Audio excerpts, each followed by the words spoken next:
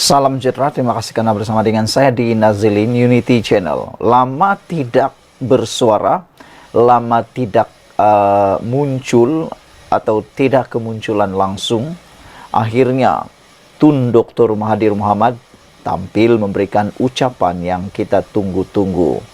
Namun dalam ucapan Tun ini turut mendapat perhatian daripada netizen. Apa pula pendapat Anda untuk ucapan Hari Raya Tun Mahathir ini? Jika Anda masih ingat, Tun Mahathir baru-baru ini baru saja keluar daripada pemantauan rapi di IJN kerana adanya masalah berkaitan dengan jantung. Ramai netizen yang mendoakan, mentitipkan supaya beliau cepat sembuh. Namun isu berkaitan siasatan SPRM yang kononnya ditujukan sebenarnya kepada Tun Mahathir menjadi tular pula apabila pendedahan anak Tun Mahathir iaitu Mukriz Mahathir bersama anak-anak Mahathir turut mendapat perhatian yang sangat meluas di media sosial. Hari ini Tun Mahathir pula tampil dengan ucapan, "Sambutlah Hari Raya dengan kesederhanaan dan keinsafan." Itu ucapan daripada Tun Mahathir yang turut mendapat perhatian meluas daripada netizen, khususnya perkataan kesederhanaan dan keinsafan.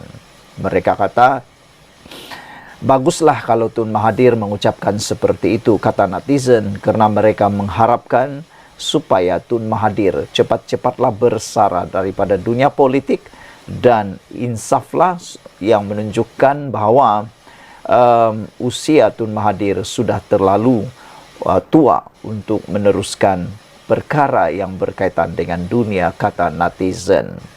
Bekas Perdana Menteri Tun Dr. Mahathir Mohamad menitip pesanan kepada rakyat khususnya umat Islam yang akan meraihkan Hari Raya Aidilfitri untuk menyambut dengan kesederhanaan dan keinsafan.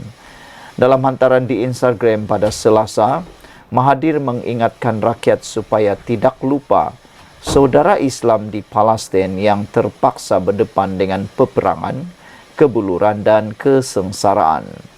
Di beberapa negara lain, saudara sesama Islam kita terpaksa berhadapan dengan peperangan, kebuluran dan kesengsaraan, kata Tun Mahathir. Apa yang terjadi di Palestin ketika kita sedang bergembira meraihkan Hari Raya bersama saudara mara dan sahabat handai harus membuat kita banyak bersyukur serta insaf akan nikmat yang kita terima, katanya dalam Instagram rasmi beliau di To Official. Pada Selasa, Dr. Mahathir turut mengingatkan mereka yang pulang ke kampung supaya berhati-hati dan memandu dengan cermat. Pada masa yang sama, beliau mendoakan agar rakyat Malaysia terus mendapat kesejahteraan dan keampunan dari Allah. Saudara-saudara sekalian, dengan adanya ucapan Hari Raya daripada Tun Mahathir ini amat menarik perhatian daripada netizen, dan ada netizen kata, wow, kita bersyukur kerana Tun Mahathir sudah sehat untuk menyampaikan ucapan. Mereka kata, mereka pun berharap supaya Tun Mahathir turut bersederhana di dalam berpolitik untuk saat-saat beliau semakin berusia ini, dan mereka juga mengingatkan Tun Mahathir tentang supaya Tun Mahathir insaflah bahawa usianya sudah semakin tua. Sekian dulu untuk kali ini. Jangan lupa tinggalkan komen Anda, tekan butang subscribe. Kita jumpa lagi. Bye-bye. Salam sejahtera. Terima kasih karena bersama dengan saya di Nazilin Unity Channel. Kemarin Hanayoh kata dia terluka dengan kata-kata Syed Saddiq. Ini apabila Hanayoh kata kritikan pedas daripada bekas sekutu seperti Syed Saddiq amat menyakitkan. Hanayoh kata dia rapat dengan Syed Saddiq dan faham anak muda ini percaya dengan Malaysia sebagai negara pelbagai kaum. Itu pernah diberikan kredit kepadanya, tapi kata Hanayoh, dia tidak tahu apa yang perlu dikatakan sebab dia tidak pernah ulas perkara itu secara terbuka dan pastinya hatinya terluka.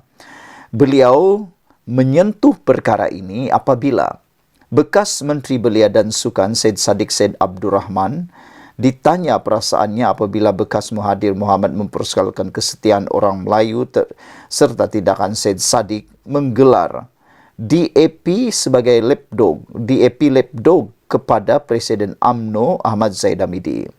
Lapdog dalam bahasa Inggeris bermaksud anjing manja yang dibela. Bagaimanapun ia juga mempunyai maksud seseorang yang berada di bawah pengaruh orang lain. Selepas kenyataan ini, akhirnya Syed Saddiq Said Abdul Rahman membalas pula kenyataan ini dengan mengatakan, ke hadapan sahabat Kuhana, ini bukan tentang kita, kata Syed Saddiq. Dalam komen ataupun dalam ulasan Syed Saddiq, beliau menegaskan dia menghormati pandangan Yo. Tetapi dalam masa yang sama, kata Saddiq, beliau berkata, dia risaukan masa depan Malaysia apabila rasuah dinormalisasikan oleh elit politik. Memberi contoh skandal LCS yang merugikan berbilion dolar duit pembayar cukai, Syed Saddiq berkata, selepas pilihan raya, orang yang memperjuangkan perkara itu kini sudah senyap, kata Syed Saddiq. Begitu juga katanya dalam pengguguran kes jenayah terhadap kawan baru serta belas dendam terhadap lawan baru. Wujud situasi membingungkan apabila orang yang mencuri satu tin Milo dipenjara.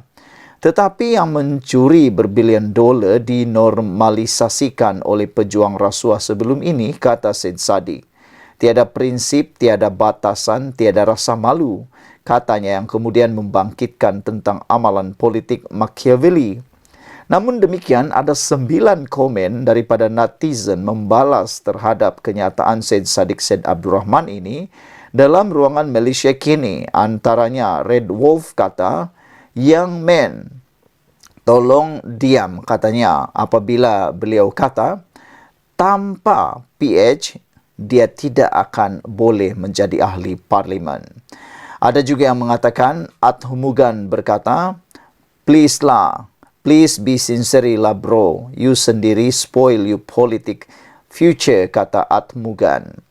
Greg Gapi kata, pasti Syed Saddiq Abdul Rahman akan bungkus kat muar pada PRU 16 ataupun lebih awal apabila kes dia kat mahkamah kekal dengan hukumannya.